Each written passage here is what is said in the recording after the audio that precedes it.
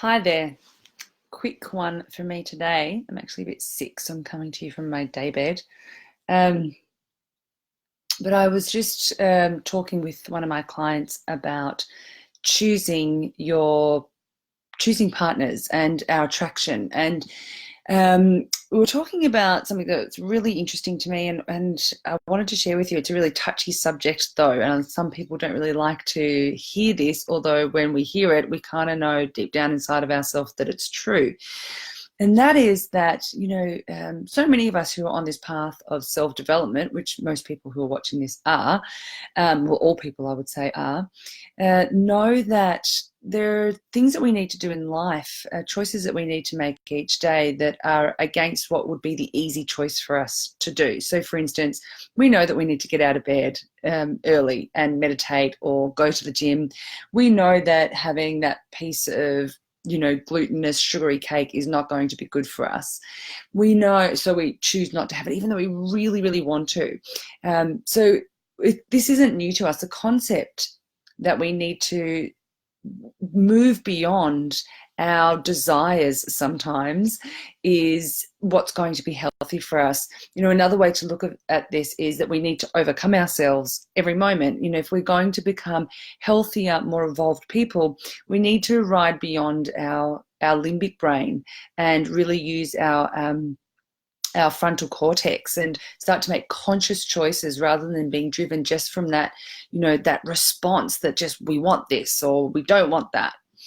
And so what I want to bring to the table here is, why is this any different when it comes to choosing a partner or maintaining love and healthiness in your relationship?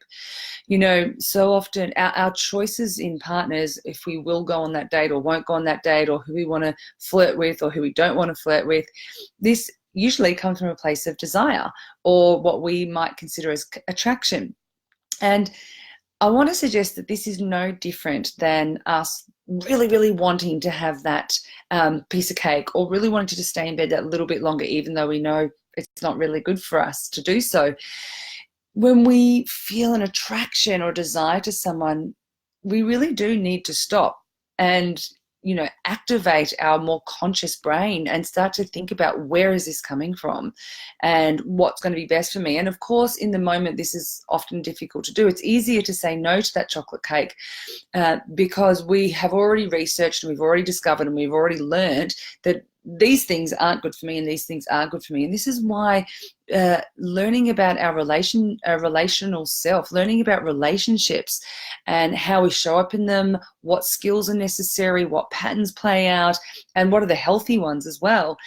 Learning this is so essential for us to be able to have happy and healthy relationships, because once we learn this and we know it, when we're in a moment, we can recognize, well, that pattern's not a healthy one for me. That's coming from an emotional drive or the old self, or a patterning that's been there for a long time. Wanting the chocolate cake doesn't come because we're silly or we're childish. It comes because if for evolutionary reasons we were designed to go for sugary, fatty foods, because it gave us the energy we needed to be able to go and kill the next thing to eat and to protect our families and what have you.